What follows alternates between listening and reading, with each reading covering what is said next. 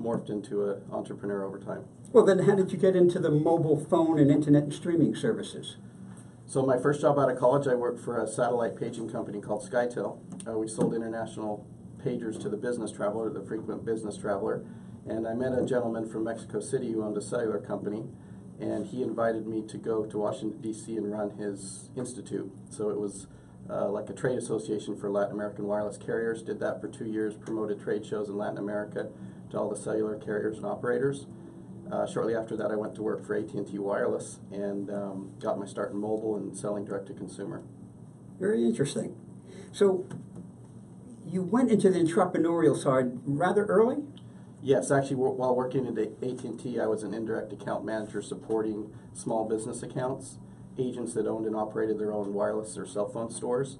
And being around so many entrepreneurs rubbed off on me. Their spirit, their drive, their innovation, their creativity rubbed off on me. And frankly, working at AT&T, a very well-known established company, I had more interest in owning and controlling my destiny and sharing in the upside rather than working for a corporation of 50,000 people.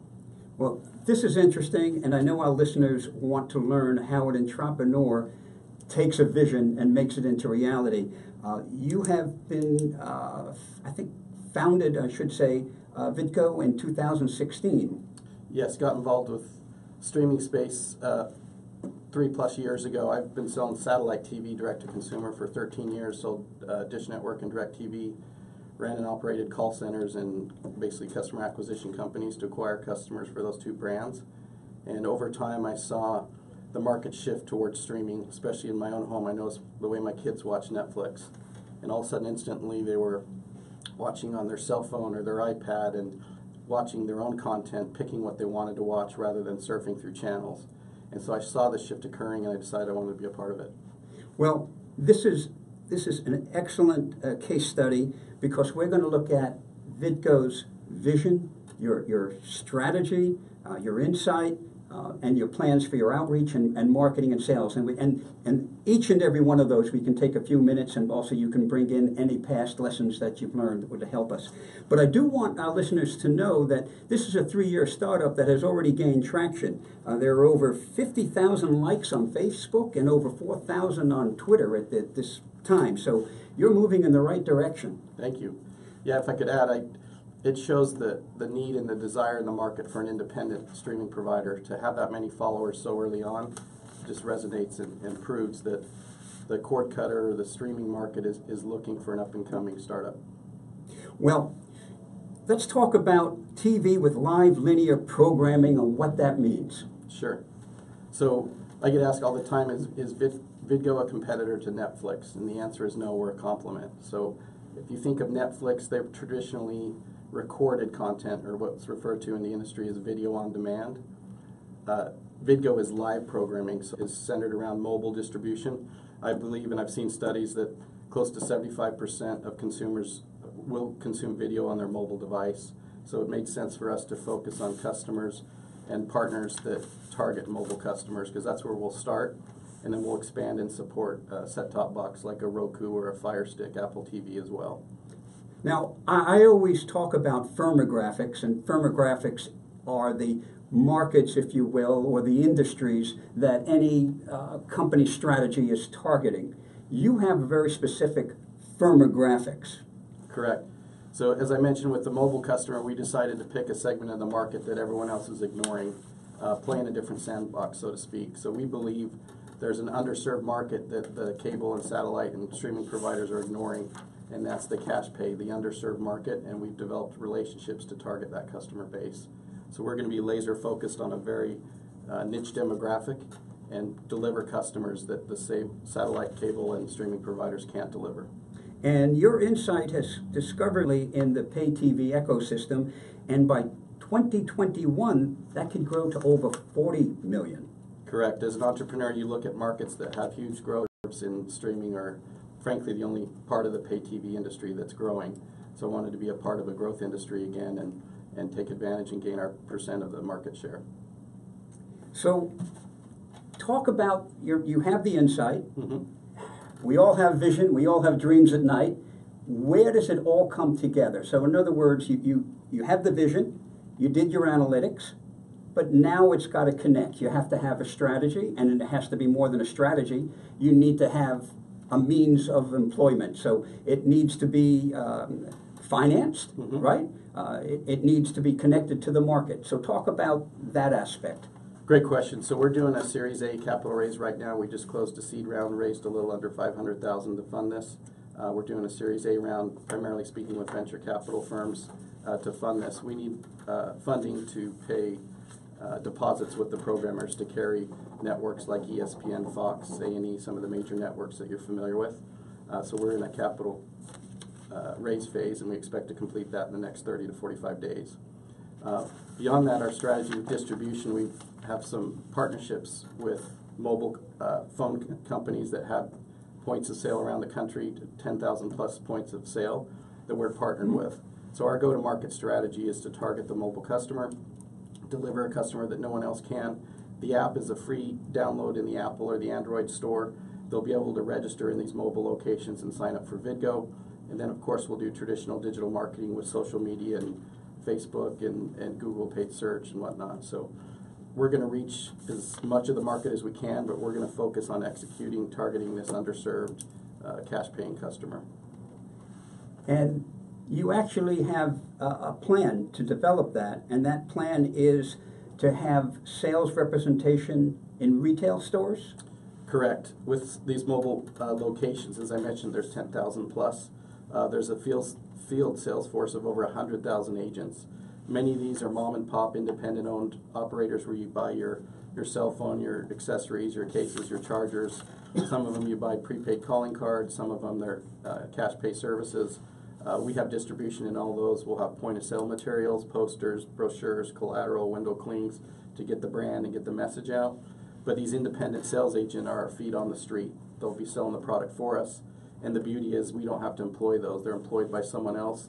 They earn a commission for selling our product.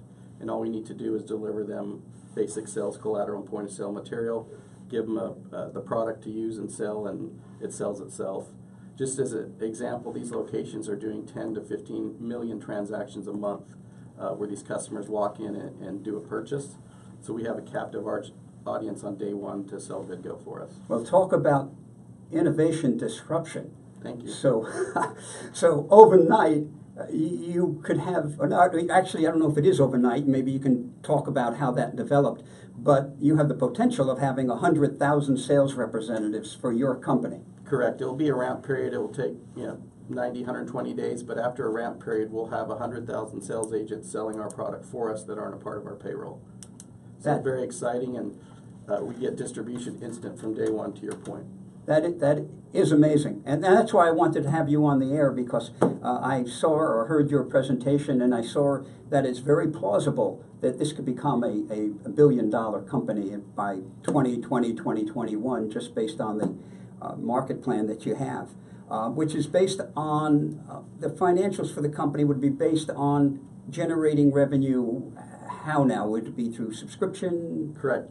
There's monthly subscription revenue. It's a prepaid television service, so you pay in advance for the service 30 days at a time. We make a small amount of margin on the subscription revenue. The bulk of the revenue will come in advertising. We have a certain amount of time slots per hour where we get the revenue from the advertising. And the beauty of this is we're able to do what's called hyper-targeted advertising. So we know what Artie likes to watch on which device and what time, and I can serve up very customized content and charge a premium for those ads. So this way we can get a higher CPM for the customer than is traditional in satellite or cable. Well, that's very important, and I always talk about when having an outreach plan, you already know your value proposition, you already know your firmographics, so that helps you pinpoint how to connect to your target market, which your target market would be, as of now, an underserved market. How would you describe an underserved market? I would describe that as a customer that is challenged from getting satellite or cable, that's often required to pay a hefty deposit of a couple $100, buy equipment unnecessarily. The beauty to this is an app. You download it, it's free, there's no cost to the customer. All these customers already have smartphones, they have mobile devices, so there's not an upfront cost for the customer to get our product. They try out the service, and we've tailored our package around their demographic. A lot of the customer we're going to be targeting is male, 20 to 45 age. So that's why we chose a lot of sports, family-friendly, and entertainment programming anchored around ESPN, Fox, A&E networks, and some major sports channels as well. See, that is very important because once you have your outreach plan and you're connecting to the market, you know what language to speak, what music to play, what colors to wear. You're absolutely channeling your message to your firmographic so they understand it. Agreed. And that's part of the beauty of the business. And again, this is going back to my satellite days. We acquired customers that the mass market tended to ignore. One popular feature of satellite is the international programming. So groups that live in the U.S. from other countries, right? They like to watch programming from home, and so we sold acquired a lot of customers because of particular programming, and we'll do the same thing with Vidgo. That's very interesting and very intuitive on your part. Thank you. You shared proprietary technology in a presentation, but I don't know if that's something that you want to discuss on air. I think it's fair. That's one of our advantages coming to market is our technology. The team that we've partnered with, we're partnered with a company here in Atlanta called Tulix Systems. Tulix streams television today and has been doing it for close to 10 years, so it gives us a cost advantage. We've got the experience. We've got a group that streams hundreds of channels today of international and religious programming. We've got that expertise behind us. Perspective, it saves us a lot of money. We don't have to invest in infrastructure, and they contributed intellectual property to our venture that added tremendous value. Well, I'm looking at the partners that you currently have rights to. Mm-hmm. You want to discuss some of them and how they came about? And by the way, I'm always interested in taking an initial idea, and knocking on the door of that very first partner. Thank you. So it was content rights are what we call the holy grail in the industry. They're very difficult to obtain. We've gone after major networks to add legitimacy and validity to our product, right? So we've anchored around ESPN and Disney as a primary, Fox, A&E networks. The reason we did that is, again, back to the demographic of the customer that we're targeting. We feel it resonates. We also feel that live sports is so critical and a differentiator for us. There's a number of streaming providers out there. Many of them just have a couple of the channels, and our goal is to go to market with a more meaningful, bigger bundle of content of sports and family and entertainment. We also picked a price point that we think will resonate in the market. A lot of people ask me, you're coming to market with 5 or 6 competitors, does that worry you? And no, the answer is it gives us an opportunity. We can react. It's like going to battle late and reacting to the battlefield and having a strategic vision. So our offering, our channel lineup is very specific. It will resonate with customers. We reach and target a lot of Latinos. We'll have a unique channel lineup that speaks to everyone. And what was the reception early on when you first brought this to a potential content provider? So the barrier to entry is huge, Yeah. And the barrier to entry is twofold. It's technology and it's finances. So interesting story. Speaking with Fox, they told me they get approached by 50 to 70 companies a year to be a streaming provider, and they tell them all no. And the reason why is their fear is they're not incremental to the marketplace, but we were able to convince them with our business strategy of targeting the cash pay, the underserved customer that is not a part of the marketplace. They felt we weren't stealing a satellite or a cable customer. So you hear this term cord cutting, right? And that they never watch and they're tired of paying for. So yes, we reach that, but more importantly, we bring a customer that does not pay Comcast today or DirecTV. They're just not part of the pay TV ecosystem. And that's what I really wanted to do, was create a payment ecosystem where cash payment. Innovation disruption by your company providing just in